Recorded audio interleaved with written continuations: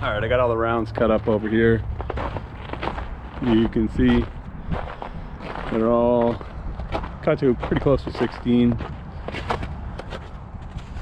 And what we're gonna do is I got it all staged so that the Mini-X can grab them and just split them into sizes like this so I can lift them. Even that's a little big, but a lot better than what it is. So this is a Split Fire 230, just mounted upside down to dual direction, and easy enough to store in the lines right to the remotes on the Mini-X there. All right, other than that, we'll get back to it.